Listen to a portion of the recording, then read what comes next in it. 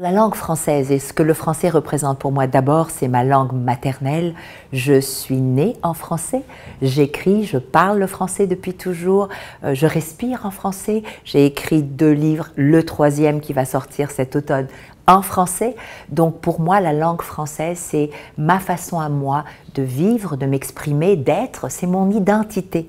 Alors c'est important.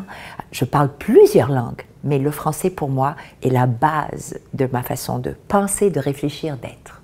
La langue française, je crois que quelquefois on mélange ce que veut dire l'identité, la culture et la commercialisation. Je suis une entrepreneure, je travaille partout dans le monde et je me rends compte que quelquefois on se ferme, on s'auto-limite alors qu'on ne peut pas faire ça, on ne peut plus faire ça, surtout pas aujourd'hui où on parle de mondialisation. Je crois qu'on doit faire une différence entre être fier de notre identité. On vit en Amérique du Nord. On est entouré par d'autres langues, pas juste la langue anglaise, mais d'autres langues. Et donc le français, on a décidé que c'était notre identité, que c'est qui on est.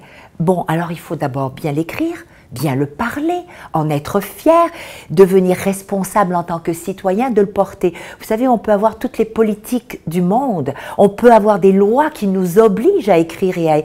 Ça ne marchera jamais. C'est une implication personnelle, c'est tout simplement une façon d'être et de vivre.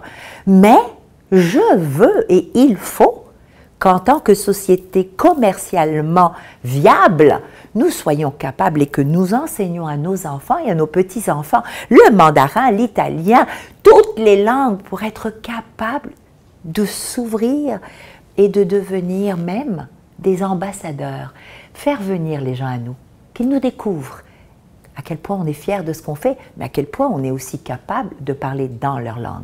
C'est de la communication, tout simplement. On devient dépendant ou interdépendant, ou plutôt libre de. Moi, je pense qu'il faut être libre de commercialiser, mais libre aussi de communiquer.